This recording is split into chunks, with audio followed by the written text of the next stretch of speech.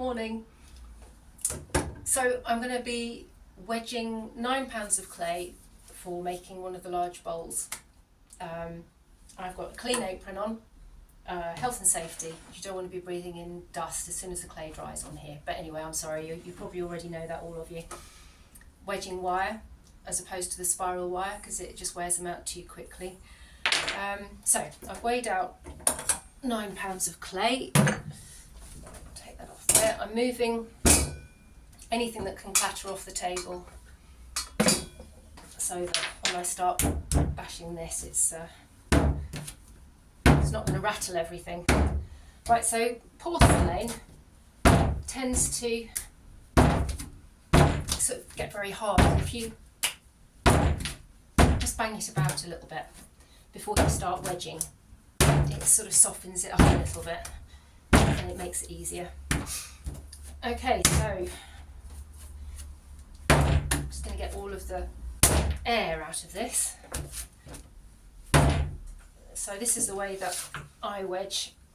I cut up through the middle and then slam it down so that that edge, so I've just taken it away from there, cut it up through the middle, I've turned it over and I'm putting that edge down on this edge. So just to show you, and if there are any air bubbles you'll find sort of little lines come out. Anyway, and then slam the whole thing up the other way. Again, it's still quite hard, it'll become more malleable the more I do this. I think you usually reckon to want to do this about 12 times. Again, so turning it over, those two edges meeting. As soon as I get any splits or air bubbles, I will show you. Right, so I'm pulling them up this way, like that, so that if there are any bubbles, it will encourage them to come out. That was a Mick Cadson tip from many years ago. Oh, there's one. There we go. Don't know if you can see that. There's a little, maybe not. Wait for another one.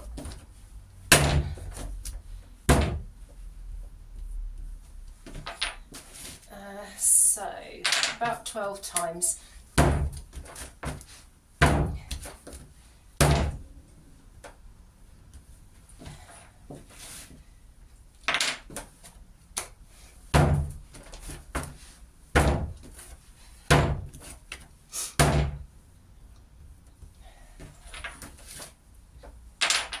I'm slamming it down really quite hard, as you can probably hear. Okay, that's more of Autumn. Maybe it might be a bit of a whiteout, but there's a little mark there where some air's come out. And it is important to get rid of all of that, because if you get any air bubbles when you're throwing, you get to the very fine bits, it just goes, you know, like it just throws it off the centre. Makes a wobble, especially if you're going for a fine rim.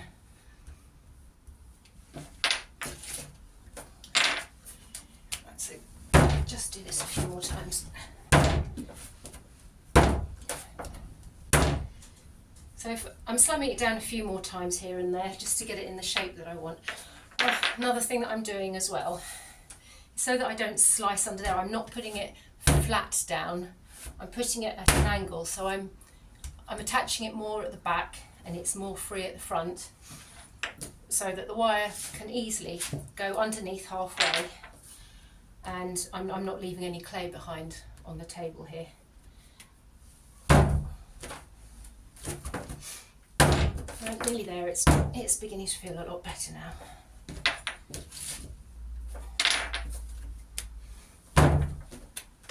There's still a few more little air holes coming out.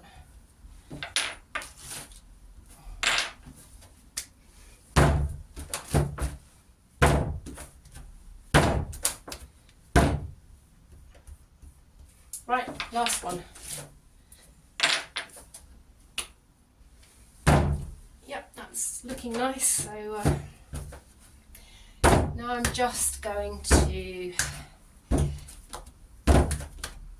bump it at a few angles to make it in a slightly more ball sort of a shape. Other than that, I mean, you can just do it by hand. Oh, but what you want to do is make sure you don't introduce more air by having any bits which sort of fold over badly. So you want to just squash all of those in.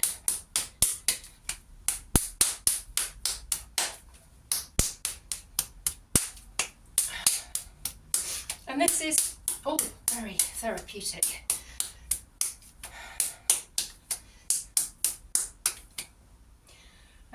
So I tend to just smooth over where there's any creases.